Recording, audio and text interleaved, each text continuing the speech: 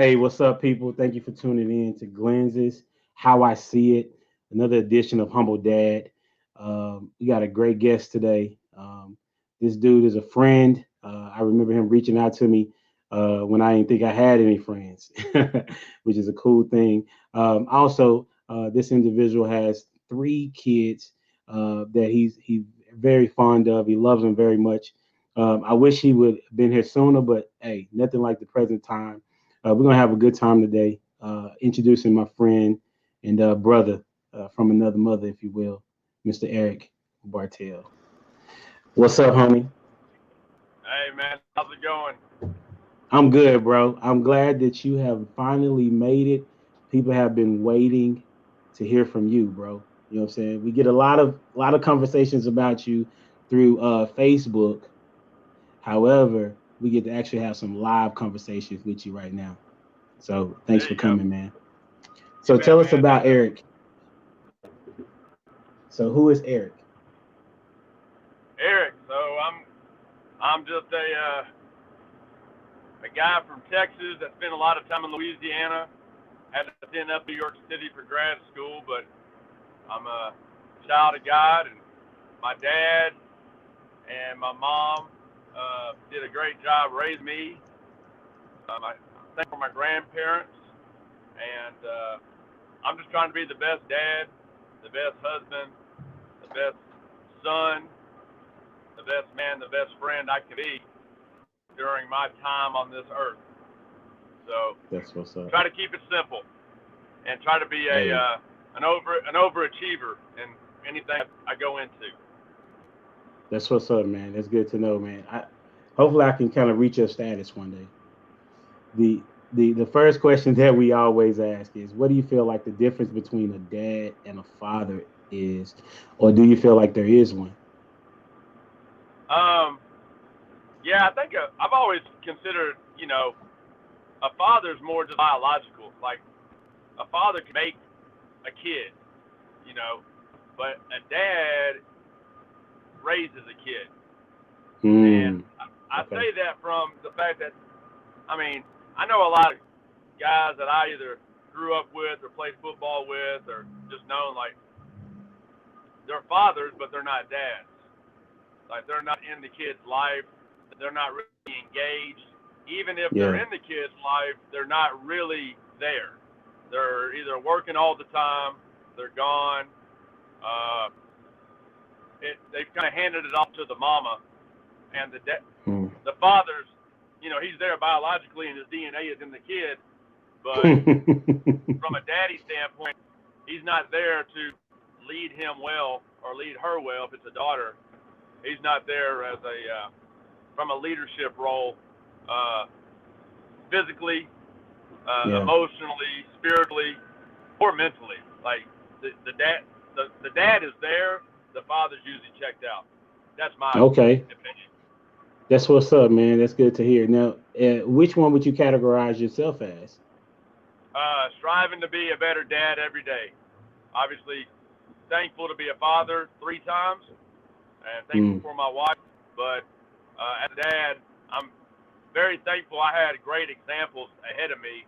My Okay. grandpas, both of them, both fought in World War II, both in the Navy, both understood Okay. leadership well and leading their families well, working diligently, uh, and then also loving passionately, not only their wives but also their kids. And then my dad was also a great example of that. Um, he's always been my hero, and just That's what's up. cherish everything about him. Now that I'm a day away from 40, I recognize how Really? blessed I. Mm. Yeah, tomorrow I turn 40 on Thanksgiving. That's well. So Happy get birthday, you an bro. get you an extra piece of pumpkin pie for me.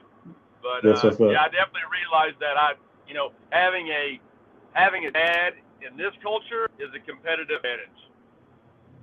Mm. Why you say that? That's a good segue. You say that it's a competitive advantage.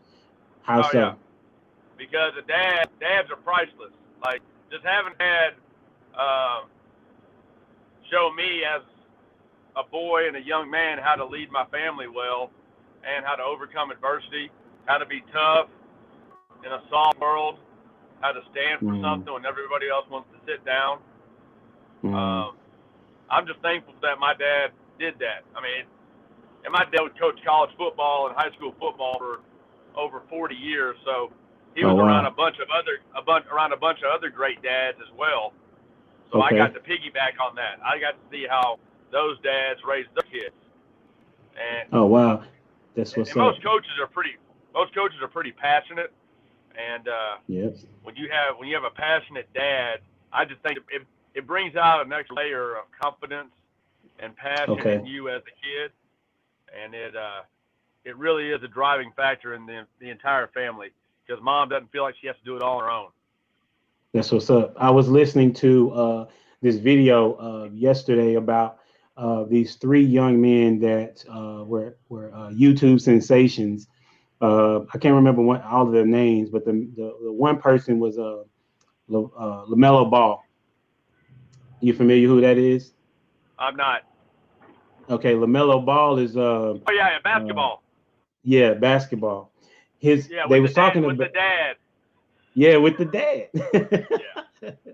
Okay, LeVar Ball. And so they was talking about how why are these three sensational basketball players for YouTube, as it relates to the fame that they have at such a young age, why are they all at different levels? And the one individual that's above all of them is LaMelo Ball. And the video went on to say, okay, what's the difference between all three of them?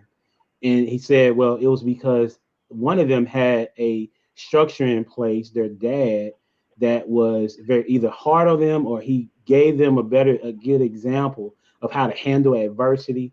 And then he also had a big brother that was already in the NBA. And so, but he still came back just in the video, right? Came back to say, well, because he said, I would believe that it was the dad that made the difference in the grand scheme of all three. So that's what you were talking about, an advantage. Because if you look at that family, to have two individuals to go to the NBA and be drafted in the top five, that's a pretty big deal, Oh, that's right? huge. And it's not a shot at guys that I know that have been raised by single moms because Right, those women are incredible. It just breaks my right, heart as a daddy to know that there was their father chose not to be a dad and kind of yeah, left them hanging. Like yeah, those young men growing up to be dads. I think that I'm impressed by the guys that have been raised by single moms and what they've accomplished.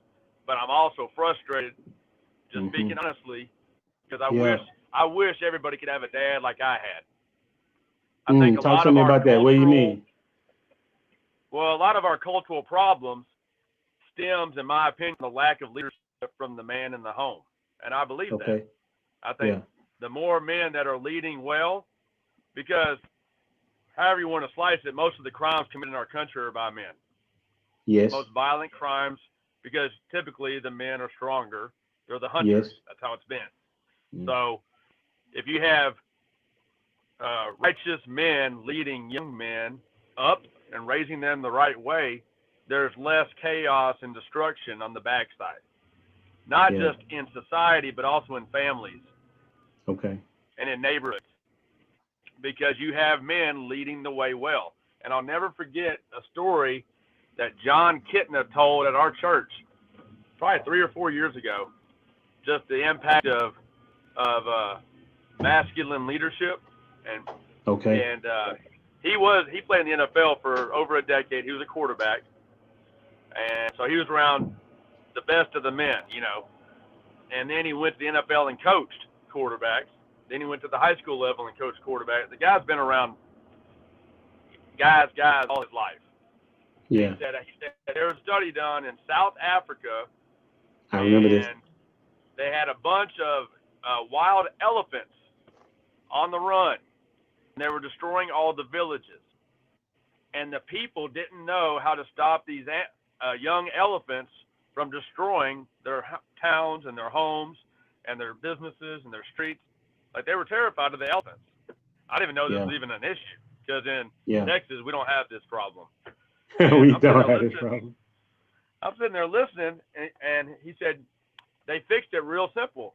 They had 8 helicopters fly in 8 male bull elephants, adult male Yes, elephants, and they yes. dropped them just outside of the towns. And these elephants would set up a perimeter around the town, and they would sit Wow. there and they'd flap their ears and they move their tusks. Their trunk back and forth for about 6 hours, and then it was like on the 6th or 7th hour, all of these elephants would storm the city and basically Yeah. blow up all the young elephants, Oh the wow. young bucks, and they Yeah. bulldoze them, ram them over. They basically whoop them. Whooping They them. beat them down. They would go Yeah. throw down Yeah. in the city. They would beat up the Yeah. younger elephants, and then they would pick them up off the ground, and they would lead one of them at a time out of the city. And then Wow. these younger elephants were standing right next to the adult elephants, and they never again were a menace to the city That's because they crazy. had an adult male, show them you are not in charge, you are Yeah. not leading well, and I'm going to show you how to be an adult male elephant. Mm. That's what's up. You know what's crazy? I use me and you remember that story because anytime I talk about men and having how influential they are, I use that story. I just didn't remember where I learned it, but Yeah, that John story Kidna. is yeah. I remember that now forever that it was from John Kidner. That's what's up, man.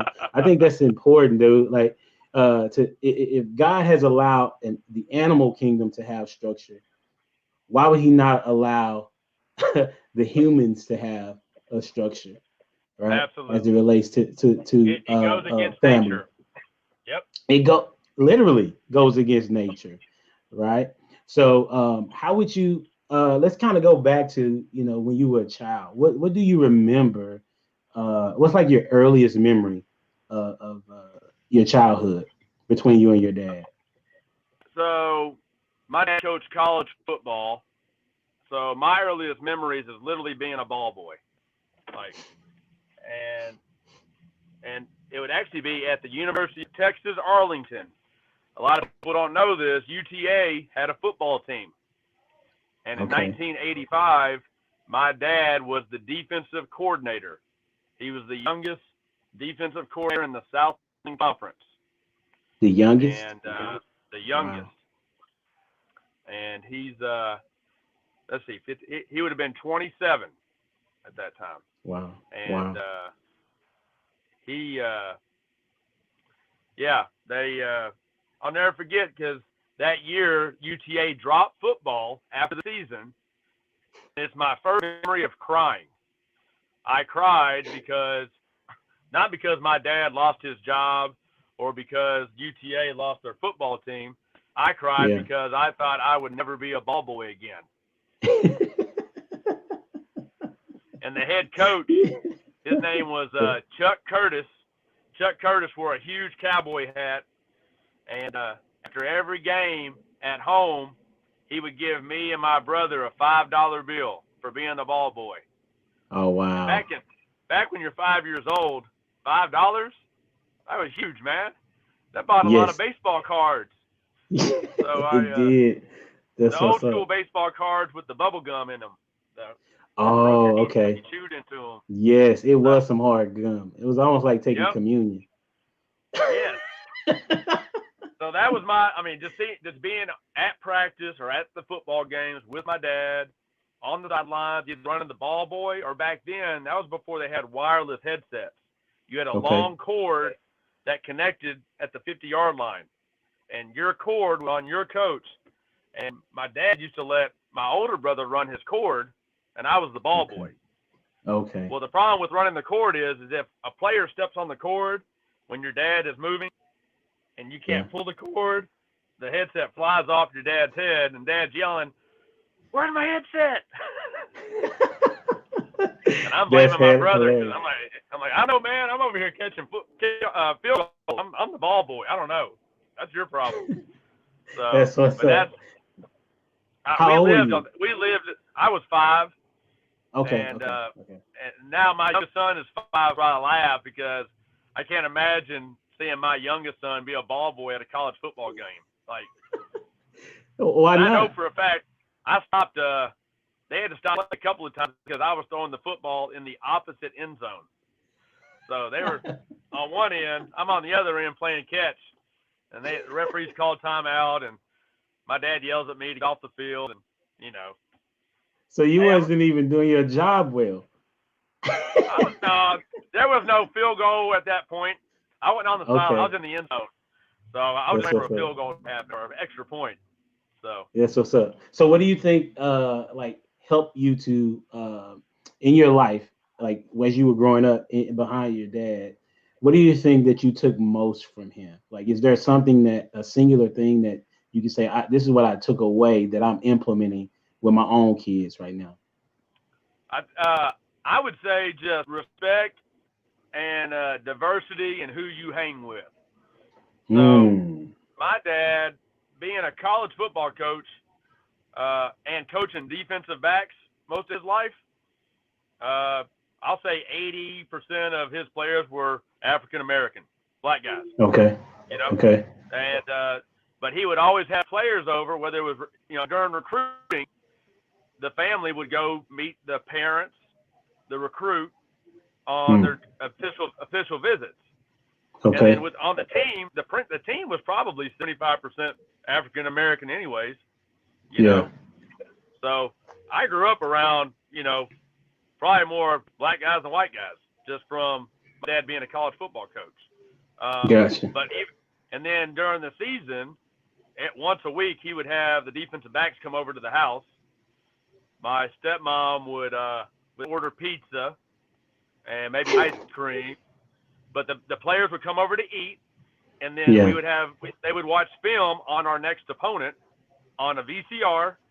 So it was crazy. Before they did film session, we would eat and we'd all watch Martin. Remember Martin, the TV show? Yes, absolutely. Man, it was a cultural phenomenon.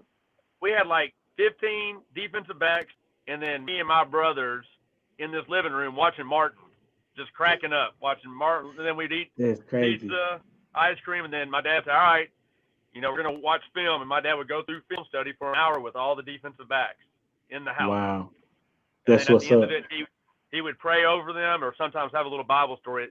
He always led FCA as well. FCA is Fellowship of Christian Athletes. Christian Athletes, okay. So no matter where he coached, every Wednesday night we would go to FCA because my dad was a huddle leader. So he was in charge of 10 to 12 guys on the team to lead them through Bible study and scripture memorization, and then just challenge them as a man, ask them tough questions that you need to ask in college, like, are you smoking dope? Are you getting drunk all the time? How are you treating women? These things that you need to be asking young men to lead them well, they can stay out of the gutter. So I would always go to these things with my dad, whether it was the field house, film session, FCA. We go to FCA camp in Estes Park, Colorado. Okay. So I saw my dad living out his example. Wow, that's big. That's big time. Like hopefully whoever's listening to this, I hope they're hearing the fact of how your dad took you with him so that he can model it in front of you. So therefore you can replicate that and then put that into your kid's life. I'm just remembering the time that I had, posted on Facebook like years ago, reaching out to you. Well, not necessarily to you. I was just talking about the church in general. And you reached out to me. I think you're probably the only person that reached out to me. But listening to you tell that story gives me a different perspective of why you reached out, right? It was already embedded in you to have some type of empathy for somebody that's not you, right? Right. And so because your dad was like, listen, we're going to go be around other people that don't necessarily have what you have, and I want you to be a part of how you should see and do that when you get older. Absolutely. And so that's what you're talking about, the competitive advantage. Yeah, my dad. My dad's dad. He would always say, "You might be the only Bible someone ever reads." Okay. Yeah. So my daddy would tell me and my brothers the same thing. You might be the only Bible someone ever reads. And the way you treat people lets people know where your heart is. Absolutely. So either you're going to make their life better because they knew you, or you're going to use them for your advantage. And that's the way relationships work. And he was always, my dad's always says, like, if you treat people better than they deserve and you love them well and tell them the truth, they'll take care of you. I don't care if it's business. I don't care if it's marriage, education, sports. People crave to hear the truth, and they crave somebody that truly loves them with all their faults and all their shortcomings. They just love them. Yeah, so I see that in you a lot. Real talk. Like I said, I got to go back to that. I mean, ever since that day, we've been friends. Every time since you reached out to me, and I mean, we saw each other at church. You know what I'm saying? But we didn't have any communication. Going to lunch. Hey, how you doing? Good. Yeah. And so because you did that, it made an impact on me, which also made an impact, honestly, with my kids, because I mean, they didn't see you, but because of how you treated me, I made sure to replicate that to my kids, to say, okay, everybody doesn't look at this at our situation the same. And here's individuals that are in the church for that particular time in the season. I'm saying that everybody that is, even though I may feel this way, everybody is not against me. You know what I'm saying? At least I have Eric for sure. You know what I'm saying? Which is once again, it goes back to how dope your dad is and your granddad is, and why it is therefore a competitive advantage. You know what I'm saying? So now I understand that perspective. So what would you say? Like, that's the world we live in. That's the world we live in. Yeah, everyone wants to stay in their perfect little bubble, but that's not the world. No, and not at all. John 3:16 says, "For God so loved the world that He gave His only Son, that whoever believes in Him shall not perish but have everlasting life." He didn't say just white guys from Texas. So do you consider? Side note, do you consider yourself a Texan, even though you absolutely in Louisiana? I'm a Texas Cajun. You wouldn't even let me finish my question. But I love you anyway, even though you're a Houston Texans fan, though. You know what I'm saying? I'm not gonna talk too bad about you. We're struggling this year. 2020 has just impacted everything on an adversity front. For sure. How did you become even a Texan fan? And we'll come back to the adversity in a moment. When I was my dad coached at the University of Houston. Oh, 1993 through 1999. So for me, that was 7th grade through high school. So we lived on the south side of Houston in a suburb called Friendswood. Yes. It's about a 20-minute drive to U of H. And back, it was the Rockets with Olajuwon. It was the Astros with Bagwell, Biggio, and Bell. And my cousin was Orbit, the mascot for the Astros. So we had all these free tickets to go see the Astros play the Astrodome. And then the Oilers were there. And in 1997, Bud Adams took the Oilers to Tennessee. And they played in the Super Bowl and lost by this much. And it made me so happy. Because they lost to the Rams. Yeah. They deserved to lose that Super Bowl. Because they left Houston. So but y'all weren't giving them what they wanted. They wanted a stadium. So they left, and then they built the stadium for Bob McNair when they won the Texans in 2003. So when the Texans came on board, I'm like, okay, now Houston has a team again. I'll jump on the bandwagon. And they were in quarterback purgatory for 15 years. And then they finally got Deshaun Watson. And then we got a head coach that wants to trade away all our picks. So. And now he don't have a job. Here. Yeah. No, you good, bro. This is what dads do, man. We get on He's out of here. So what's crazy is I have a couple of buddies that work for the Texans, and oh wow. So it's hopefully the culture of the team is changing. That's my hope. We'll see what happens. Okay, for sure. So I will go on record. I want Eric Bieniemy, the offensive coordinator for the Chiefs, to be the next head coach for the Houston Texans. That's who I want. Why? Why? because he's brilliant and he deserves a shot. Oh yeah, for sure. He wasn't he was a running back was it for the Absolutely. Chiefs? Yes.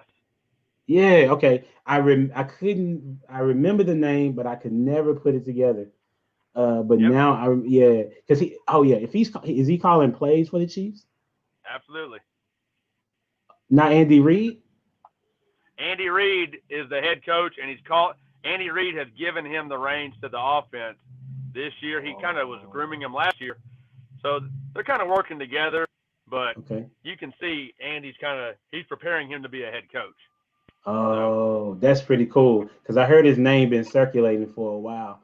yeah, he's the real To deal. be in head coach. That's what's up. So when you talking, so as we go back to you talking about adversity, I mean the sports is a different adversity because it's something that we enjoy, right? And it's not Right. necessarily that we bear any fruit from it necessarily. We definitely get to see sometimes our character in it, how we're cheering. Right. So talk to me about what you mean by adversity in 2020 for you. So you don't really know how tough you are until you get hit with something hard and with Okay. adversity.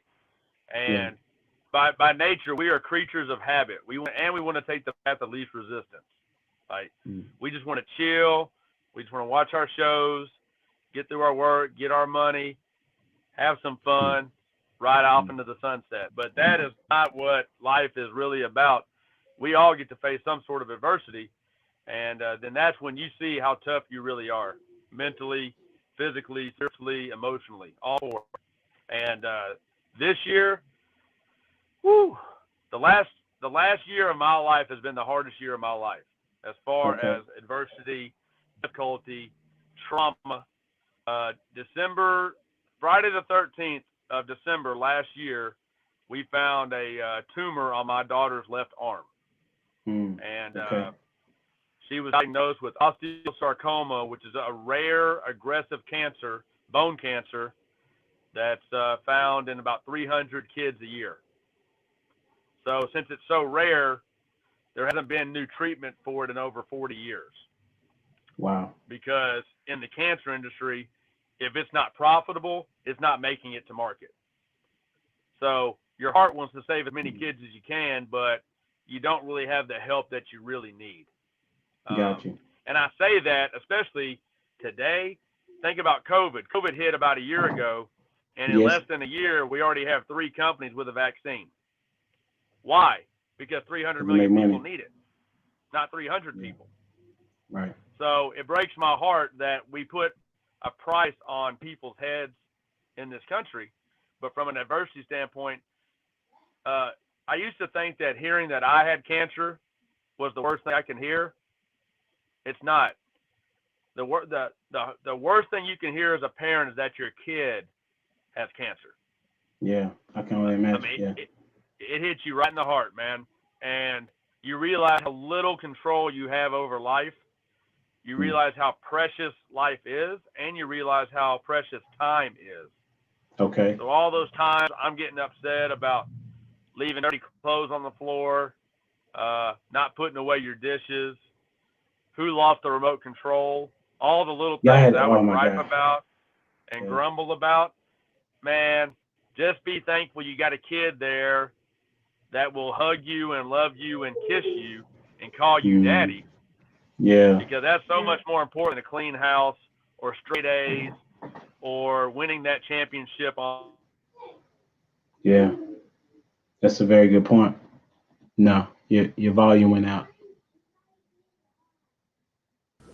Can you still hear me? Oh, that's even better now. I lost you. You lost me? You can't hear me? I can hear you just fine. Me? I can hear you. Yep. Let's try it one more time. I can hear you. I can't hear myself talk. Can you hear me? I can hear you. I can't hear you. Let me do. All right. Can you hear me now? Oh, there you are. Okay. Just a readjustment. Dude, don't apologize. Yeah. Everybody understands technology, bro. Yep. Yeah, I can hear you. Can you hear me? I guess the good Lord's telling me, I'm done. Can you hear me? Oh, there you are. Okay, I wonder what it is. We're like a cell phone commercial now. Can you hear me? Hey, I can hear you really good now. I can hear you good now. I don't know what it was before, but you was kind of fading. But now I hear you very clear. Okay. Yeah. But yeah. So just other adversity. Just my daughter's cancer. She had to do 18 rounds of chemo. Man. Each round of chemo required a 1-week stay in the hospital, and this is not normal because. So she did 6 rounds of chemo between December and March. And in March, that's when COVID hit maximum. That's when all the lockdowns hit. That's when school was canceled.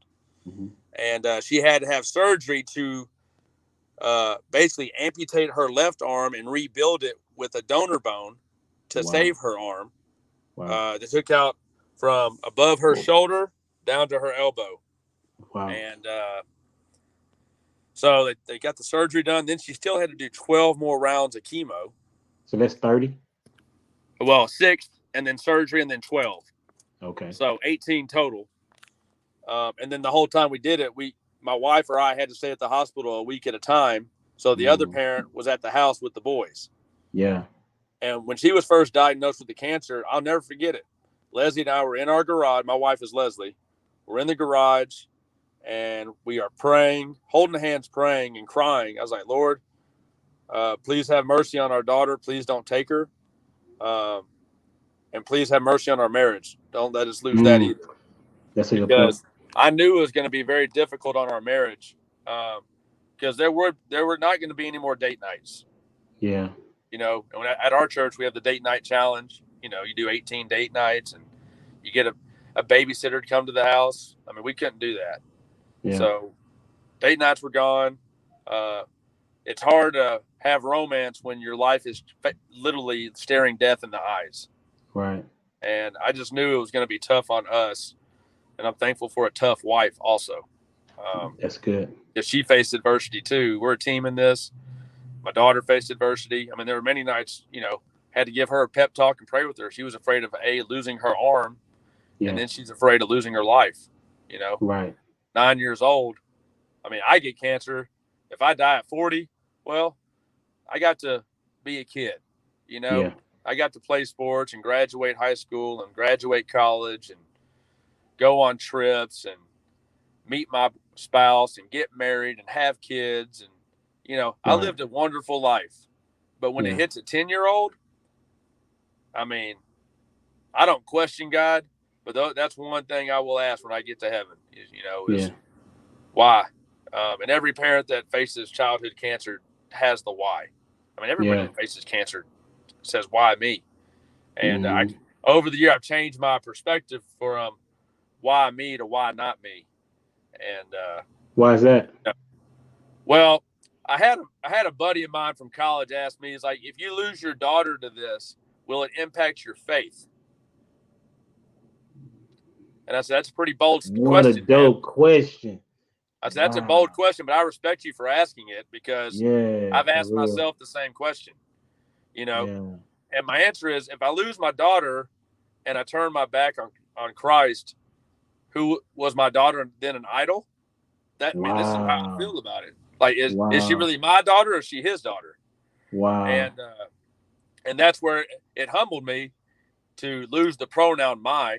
Like, she is my daughter on this earth, but she's also a daughter of the King. She accepted Christ 2 years ago. Wow. And obviously, I mean, I would never, ever want to lose my daughter on this earth. But if that's part of God's plan to bring someone to Christ, then that's his plan, and I'm not going to hate him for that. Because here's the thing. God knows what it's like to lose a child. What? What? Yep. The Lord sent I didn't see you coming that way. Yeah. Okay. The Lord sent Jesus. He sent his only son to die on the cross. Yeah. He watched his son die on the cross. He watched him get beat. He watched the political and the Pharisees. He watched them ridicule him, spit on him, beat him to death, mock him. And he had done nothing wrong. Nothing. and he let it happen. And even when Jesus said, if you remember the night before the cross, he said, if you'll take this cup from me, I don't want to do this. Yeah, that's my Father's will. That's right. Your will, not mine. And he did it. And if you remember, when he's carrying the cross up Golgotha to Calvary, he fell. He was done.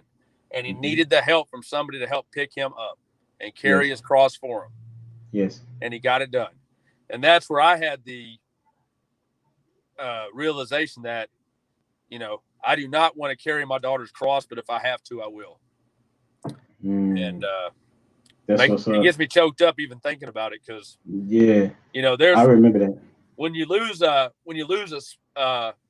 spouse, you're a widow.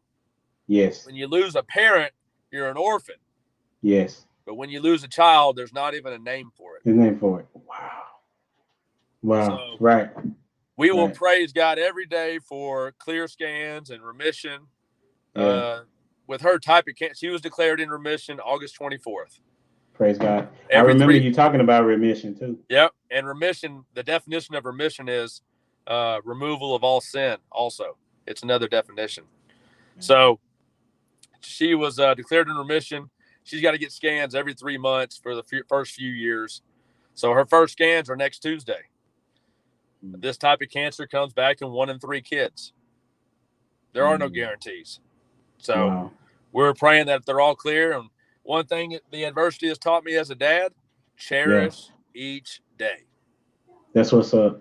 That makes sense. I don't know if you noticed about me, but I had cancer, benign tumor in my hand in the 7th grade.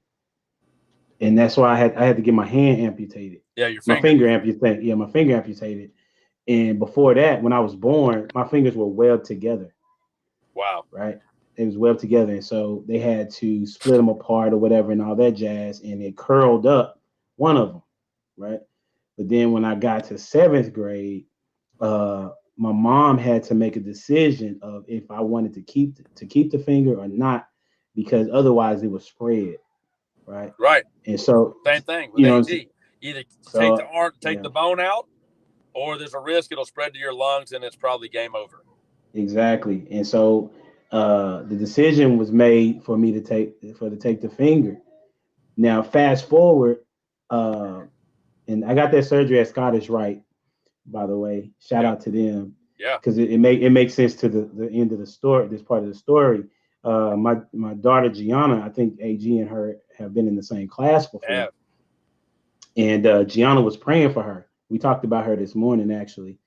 In being able to, I think it's Romans 15, where it's talking about sharing the burdens of others. Yes. Right. And so we were just talking about, how when AG was going through her situation, and Gianna was saying, well, I felt very sad for her, and I was praying for her, and good to hear about her every day, the updates. And so, but when Gianna was born, she had it's called a web finger, where her thumb was not attached at the joint. And so that's when she was born. So we had to have surgery, I think sometime 2 weeks later. And we were so nervous about it, right? About how, the fact she's not going to have these, all 5 of her fingers, how are people going to treat her? How are we going to deal with it? Well, my wife was more concerned than me, but because I had went through my situation. Right. You had the trauma. I had the trauma. Yeah. I automatically had a connection to her, my daughter, in that regard, and then understood why God made me go through it. Right. And so when she had the surgery or whatever, the same surgeon that did my hand operation was the director over the person that did my daughter's surgery. Wow. And so she remembered me from when I was like 11, 12 years old. That's awesome. So you think that was luck? How could it be? No way. So no way. I got one for you. So my only decision with Annabelle Grace's whole process, we had the oncologist at Medical City, Dallas, was the same oncologist as one of my best friends, Troy Jacobs, who was a leukemia, 2-time lymphoma leukemia survivor. His oncologist was the same oncologist that AG got. Wow. So he met us at the hospital day one. Fast Wow. forward to March when she had her surgery. The bone was supposed to be there 2 weeks early. It got there the day before surgery because of COVID and all the slowdown in business. Okay. And my decision was, who's going to do the surgery? Am I going to take her to Houston, to MD Anderson? Am I going to take her to Memphis, to St. Jude's? Who is going to do this surgery on my daughter to hopefully save her arm and get all this tumor out? Yeah. So we go into this surgeon, Dr. Casas in Dallas, and you just know when you're the sharpest person in the building. The guy knew he was brilliant, and we're sitting there listening, and Annabelle Grace is terrified because she's like, I hope I don't have to lose my arm, and he's looking at the MRI, and he's going over everything. He's like, I can save your arm. I can do this. And she kind of relaxed, and he said, and he's still looking at her chart, and he goes, wait a minute, when's your birthday? And AG says March 29th, and he kind of smiles. He goes, I've been in business for over 40 years. I've never had a patient with my birthday. That's insane. I'm going to take care of you. Gave her knuckles right there. And I could see my daughter just relax and like not be afraid anymore. And the guy was amazing. He did a great job. In the surgery, they didn't need any blood. It was a clean cut. Took the bone out, put the new bone in, 8 screws, meticulously reattached her rotator cuff, bicep, and tricep. Wow. And the whole thing, it took 3 hours. They said it might take 6. And yeah, now she can raise her arm up. She can raise her arm up over 90 degrees now. And it was predicted to be less than that, wasn't it? Yes, they said 30 to 70, and AG's like, I'm going over 100. And so that's what's up. There's too many things that there's no way it's just coincidence, whether it's your family and your daughter and your surgery, or my daughter and her surgery. Like, right. The Lord it's a point to it. That's right. It's a point to it. Absolutely. So, and as dads, it's important for us to, instill in them those particular perspectives, right? That life is not going to be easy, right? And you got to figure out a way to deal with those things, and more importantly, you got to give it over to God, because that's what Scripture says. Like, I'm giving you these challenges because in the end, I got to show people who I am. You might be the only Bible somebody reads. Right. So if that's what AG is, if AG is the only Bible someone reads, and they get one step closer to the cross because of what she went through and what our family went through, then we spread that seed. Absolutely. That is how have your sons been able to be a part of the story? Our prayer life and our family has exploded in the past year. Okay. So in the past, you would pray at meals and maybe at bedtime, and it was really, most of them were very selfish prayers. Now we're praying for not only Annabelle Grace, but also my dad, who's been battling COVID for 40 days. He's been on a ventilator for 40 days, and just hearing how sweet. There's nothing better than hearing the prayer of a child. Nothing. Yeah, because it's sincere. It's sincere. It's filled with love and compassion, and it's genuine. It's not about them. Yeah. And when my 5-year-old, John White turns 5 Sunday, he said, Daddy, all I want for my birthday is my family to be healthy. That's all he wants. That's a 5-year-old. Man. And that makes me as a dad want to give him everything he wants. I know, right? That's what's up, man. That's good stuff. The whole podcast is really about, being a dad so that your kids can see a good example, because also it leads them to look at Christ in a different way. Right.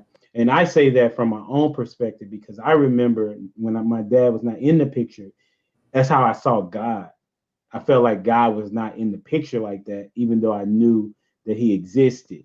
Right. So what you're doing, especially, being the head of the house, and you're being the leader as it relates to prayer, the kids are seeing who God is through you. Right. And as a result, then their prayer life changes, even in the scheme of, I call it a scheme because God got this plan together of bringing us back to Him. And if we can be the men that God has aligned us to be, then our family changes along with that, and that's how we can impact this particular world. And Absolutely. so, and that's the purpose of what I'm trying to do with this podcast I dig it. is let people know that we're humble men to a degree. You know what I'm saying? Because we do got a little arrogance with us, especially if we're gonna talk about Christ. You know what I'm saying? But we're boasting in Him, but letting people know that we got dads out here taking care of their business. You know what I'm saying? You may not know it, but our kids know it, and you're gonna know pretty soon once they get to adulthood. So that's the purpose in what I'm trying to do, and I really appreciate you. Well, I dig it. Being That's a why part. I signed up for your podcast, because dads matter and dads are critical. And I'm a huge fan of dads. Just I love seeing other dads win. I love it. Like, me too. There is no, like, from a competitive standpoint, like, I wish we had like a greatest dads competition. Like, I want to see as many dads as possible encouraging my boys and my daughter, and hugging on them, loving on them, telling them good job, I'm proud of you, things like that. Versus you got the dads that are working all the time, trying to make all the money, and saying, trying to sit on the throne. Yeah, like, man, that's you better go serve somebody. You're not here to sit on your throne, Chief. You better get down there and serve somebody. Yeah. So, the greatest king came and served. Hey, to be first, you got to put yourself last. Absolutely. I will drag a baseball field every day for the 8 and 9-year-olds that I coach, because I love them and I want them to play on a nice field. That's what's up. Say, what did you learn being a coach? Being a coach, I learned that, especially 8-year-olds, because that's it's a different your player animal within your team, regardless of their age. We only have 2 rules on our team. Okay. And these rules have been on every team my dad has ever been a part of, and I just stole them from him. That's all coaching is. It's just stealing from other coaches. Okay. So the 2 rules are, number 1, the coaches got to love the kids. The second rule is the players got to love each other. If those 2 things happen, you're going to be just fine. Oh, wow. If you want to take it to your family, parents, love your kids. Kids, love each other. If you do that, your family will thrive. Your team will win. Because the problem is these players, they're taught to win at all costs. When you're competing for third base or you're competing to bat fourth, you're angry if you're not batting fourth. Yeah. You're mad at that cleanup hitter. Versus, I need to get more hits so I get to become the fourth hitter. If not, whenever I go up to plate, I'm going to hit the ball as hard as I can and run the bases as hard as I can, because I love my teammates. When you play the game for the love of your teammates, you will always overachieve. That's true. That's the facts. Those are the facts. Oh, that's good, because you speaking from a team standpoint. But if you carry it over to 1 Corinthians 13, when he's talking about the body, right? If we would understand that everybody's not the pastor, if we would understand that everybody has their own particular identity as it relates to, the body of Christ, that's the team, right? That's right. I may have everybody has a different gifting, but they are given to us for a particular purpose, which is to serve Christ and to serve others. And if we would do our part and stop worrying about, okay, well, they got that part, I need that one. Well, if you're concerned about their part, then who's doing yours? That's right. So that goes back to that team concept, which is what is, if you're looking at the scripture, which is what's trying to be, not trying, but what is shown is that everybody has a particular part to play. Yep. And if we all got to row the boat. You all got to row. You can't sit there and pout. You're going to pout or you're going to play. I tell my teammates, my players all the time, you can pout or you can play. You can pout or you can pitch. That's just and going back to scripture, it says the 3 greatest things are faith, hope, and love. And the greatest of all is love. Love. Because even when you die, faith doesn't matter anymore. Nope. Hope doesn't matter anymore. Love is all that matters.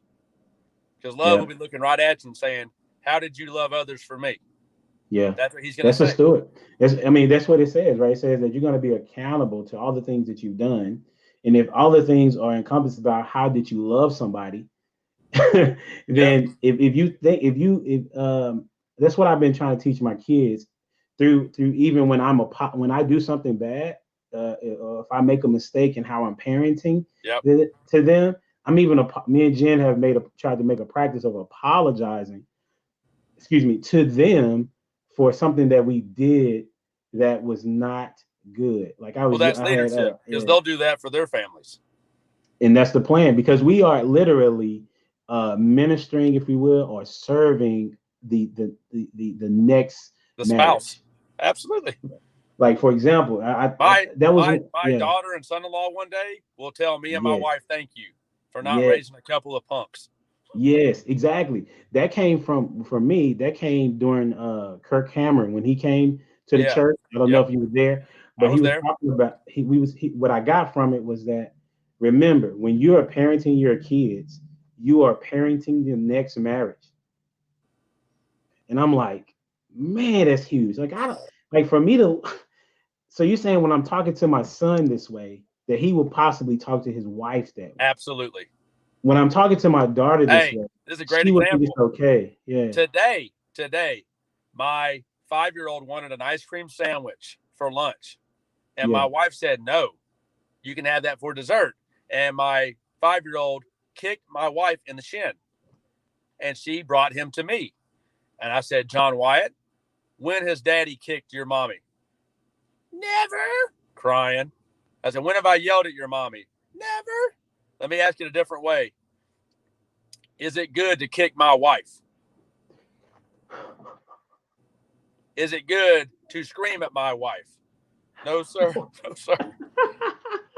So right then, Yeah. when you change it from your mommy to my wife, it changes the Okay. whole dynamic of the conversation.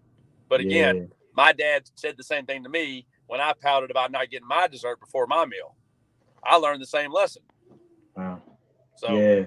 That's it's good, all man. it's good coaching stolen. It's all stolen. That's what's up. Well, I didn't have that. You know what I'm saying? So I'm glad to hear that somebody did it because I want people to hear that the importance of a dad changes what's going on in that person's life. The kid for Absolutely. sure. Absolutely. Because in my mind, I didn't become an adult until I was 30, even though I was living on my own. And not until I had a wife and a kid did I say, okay, now let me try to figure out what I got to do. Right. And I didn't have a a locker room full of memories to reach back and look at. Right. So what I did was that's when I dived into the scriptures even more to kind of figure out what to do. I used to ask people that had dads, like, why do you love your dad? Because I don't have that experience. Right. You know what I'm saying? You And didn't have the so playbook. I didn't have that playbook. Yeah. And so what I gather exactly what you are saying now is that if I'm present in their life and they see that, and I am actively kind of coaching them in a way that is honoring to Christ, then they're going to be set up for a good life in building a relationship with Christ as well as with their family. Amen. So absolutely. I wanted to get into these last questions. I need you to give me a number between 1 and 44. Oh, 22. That's our number. My dad wore it in Okay. college. I wore it in college. All my kids wear it. We're 22. That's what's up. Deuce, deuce.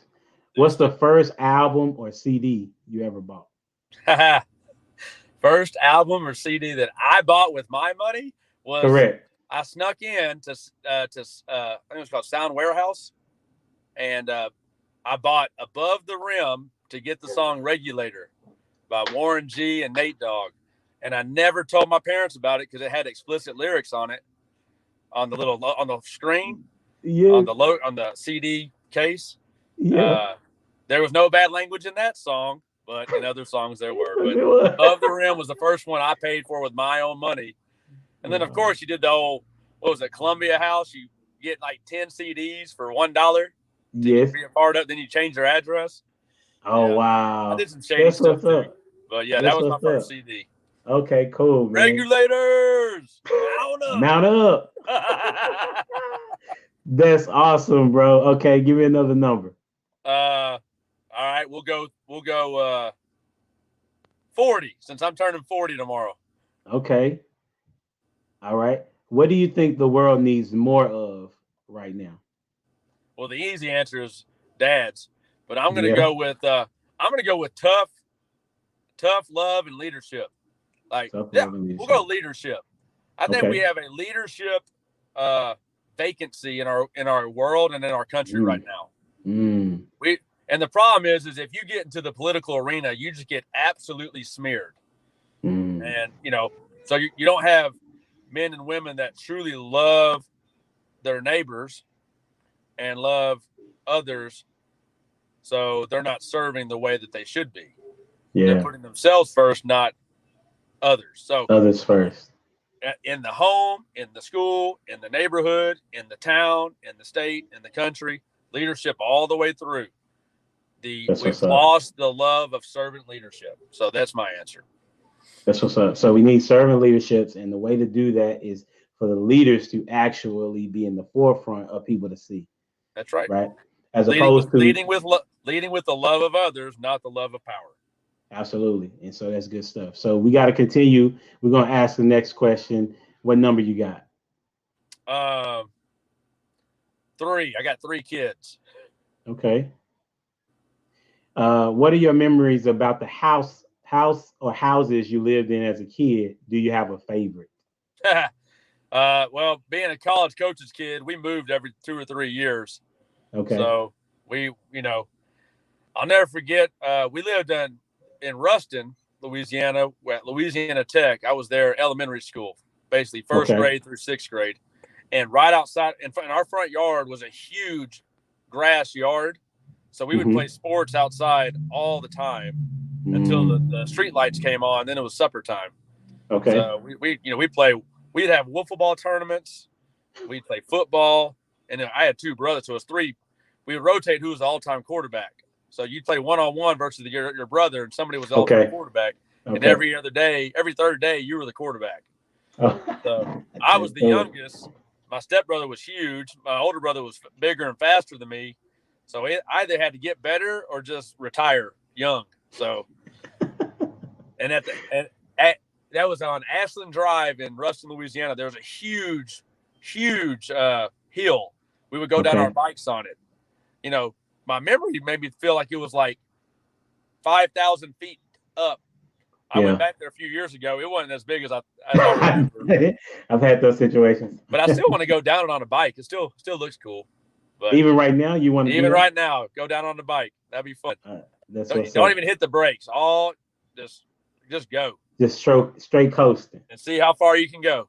Oh yeah, stop. I did that before. Yeah, I did that before. And I came to this edge, and I pressed on my brakes, and I had to tighten my handlebars. And I almost did. Yeah. But I remember that was crazy. I think those were pre-bicycle helmet days. Yes. There was no helmet at all. Absolutely. That's what's up. And the last question, as I always ask, what would you like for your legacy to be, as far as how would you want your kids to see you, or to say, what do you want them to say about you? How would you want them to remember you? I would say he loved me enough to tell me the truth. He did his best to live a righteous life, and he loved everybody the best he could.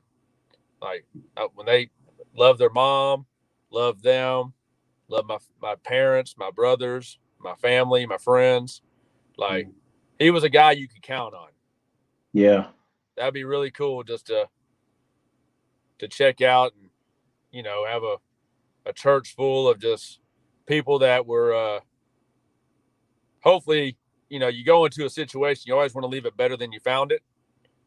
And that's how I see it with, whether it's a client in business or a kid I coach or the people living around me, my neighbors, or people I go to church with. Hopefully I can add something to their life versus taking something away from it. Help encourage them, build them up, whatever. And this whole year, even with like my daughter's cancer battle or my dad's battle with COVID, I've tried to be real vulnerable on anything I share on social media or Twitter or Facebook, because, you know, you always get the best out of people on social Yes. media platforms, but sometimes you don't see them at their darkest hour. Yeah. And out of everything I've posted this year, my first ever video about my daughter, when we had just found out that she had cancer, but thankfully that was the bad news. The good news was her lung scans came back clear. Yes. So the survival rate was on the good side versus the bad side. And I completely lost it on that video. And, yeah. you know, I've probably cried more this year than I have my whole life. But I've also prayed more this year than I have my whole life. So to have my kids say that he loved the Lord, he loved my mom, and he loved everybody that was around him the best he could, I think that's a life worth living. That's what's up. That's what's up. And before you get out of here, you're gonna have the last word. What would you like? Yeah. What do you want to say to the people? You have the last words. Cherish each day. Your name is the most valuable thing you got other than your time. Put away all the petty complaining and whining, because that's not leadership. If you're whining and complaining, you're not really leading. So I would encourage you to lead your family better. We can all get better and do better, especially with the way we treat others around us. Yeah. We have a cancel culture that I absolutely despise. It's the opposite of the good news, which is that you are loved and your life matters. That's the good news of Christ. And if you don't know him, my prayer is that you will look into him. Like you will read about him, learn about him, especially with Christmas. That's what Christmas is all about. The hope that he brings. Without Christ, I got no hope for, after death. I got none. So if my story or Annabelle Grace or this life is so short and temporary, and none of us get out of it alive. So, wow. And the biggest trick that the devil pulled on us is making us think that time is on the face of a clock going in a circle. It's not. It's sands in an hourglass, and you don't know how much sand you got in your glass. So before your sand runs out, I hope you get right with God. Yeah. And it's worth it. It'll bring meaning to your life, and you will never, ever doubt that your life doesn't matter or that you're not loved. So that's my parting words. I love you guys. Happy Thanksgiving. Elijah, love you, man. I love Thank you too, bro. for bringing me on your show. Yeah, and hopefully it wasn't just us talking. That's okay if it was. Oh, no, we had several different people in and out, bro. It was like 4 to 7 people in. There was like 7 hearts and likes for what you were saying. Yeah. Hey, as long as one person heard us, it was a successful hour. Absolutely, man. I appreciate the time, dude. You have a good one. I'll be praying with y'all, man. All right, brother. Happy Thanksgiving. Right. Happy Thanksgiving. Well, that concludes our time, man. I really appreciate those that came out to, listen live and watch live. Like, share, subscribe, comment on the video, and make sure you enjoy the moments and the time that you have with your family. Because as my daughter Gianna says, enjoy every moment because you'll never get that moment back. Deuces.